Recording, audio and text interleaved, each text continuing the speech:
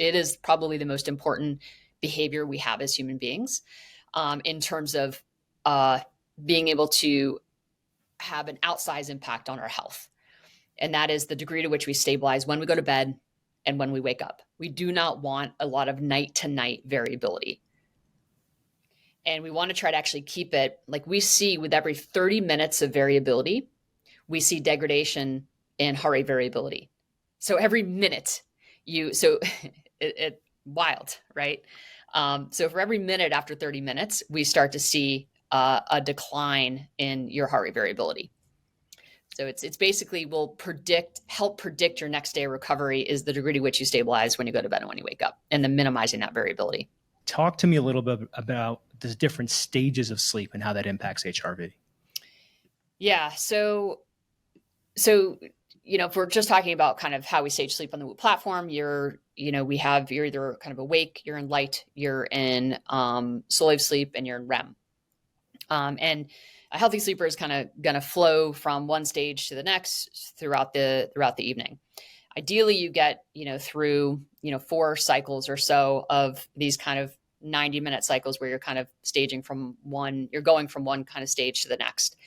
On our platform, optimal sleepers will have basically probably less than 40 minutes of awake time. And this isn't where you're kind of consciously, I'm like awake and, talking. This is like, you can't perceive that you're awake, but you're actually not in physiological sleep. So you don't kind of meet the criteria for sleep. So you're essentially kind of awake. And when we model sleep, we're using inputs, continuous heart rate variability. So we're using heart rate variability, we're using heart rate, we're using actigraphy, so movement, so our accelerometers, we're using respiratory rate. So all of these kind of inputs, we know based on your history and your physiology, kind of where you need to be at across each of these markers to understand when you're in a various stage of sleep. And our sleep staging is not perfect, but we're pretty close in terms of knowing what stage of sleep you're in. And light sleep is really important. That's kind of part of your transition. I think people are like, don't want to have light sleep, but light sleep, there's important brain things happening in the brain during light sleep. And as part of that, transition, REM is when you're kind of consolidating memories, and what a lot of the kind of the learning is kind of that happened the previous day, gets kind of transformed, and emotional regulation is a big piece of getting REM sleep. And this typically happens, the biggest bolus of REM is kind of at the back end of your sleep. So if you have short sleep, you end up missing out on REM. So that's, duration, in addition to consistency, is obviously really important to make sure that you get kind of that full REM experience. And then slow wave sleep happens at, kind of the earlier in the night. And I think this is why it's important, if you're going to bed after midnight, it seems as though you miss a lot of the magic that happens from like kind of 10:30 to midnight. So it's really important that you think about your bedtime, and ensure that you're kind of getting to sleep a couple hours before midnight, ideally. Because there does seem to be, emerging in the literature that there is a lot of magic that's happening before midnight, that you lose out on if you're going to bed after midnight. And I think one of the studies that really I think hits on this is around circuitry in the brain and mood. And in this study, it published in 2017, but basically what they saw is that when you go to bed, when you are viewing light, so artificial light between the hours of 11 p.m. and 4 a.m., it has a pro-depressive effect in that it impacts your dopamine system next day. So I think when we think about this kind of time frame before midnight, I think that study reinforces that, okay, we haven't evolved to view light between the hours of 11 p.m. and 4 a.m., or we wouldn't see this huge knock on our dopamine system, right, the next day.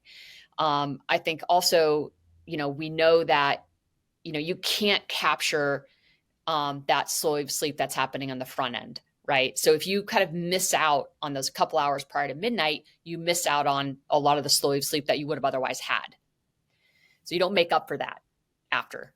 So What if I Yeah. just wanted to sleep 3 hours later the next morning? Yeah. Is it Unfortunately, it just doesn't work that way. Yeah, I think if you so and a lot of this is tied to our circadian rhythms, right?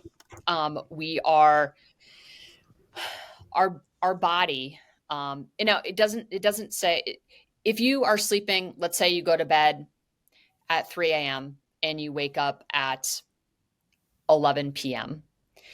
Um, the generally speaking, the depth of your sleep is not going to be as good as if you moved that to a more traditional kind of biological night. Melatonin, for example, you'll miss out on melatonin release or it'll be much less pronounced, right? And as soon as that sun goes down and as soon as we're exposing ourselves to darkness, our melatonin will start to rise, right? And when it peaks is when you feel kind of the most sleepy, right? If you push past that moment, which in theory, if you're going to bed at 3 a.m. and waking up at 11 p.m., or sorry, 11, 3 a.m. and waking up 11 a.m., you'll basically miss that time frame, right? Yep. Your body will have already gone into kind of fight or flight mode after you bypass that melatonin release. That makes sense because your body's saying, "Hey, go to sleep," and you're saying, "No, no, no, no. I'm Yeah. not ready Not for it right now. I'm going to right. push through this." Right.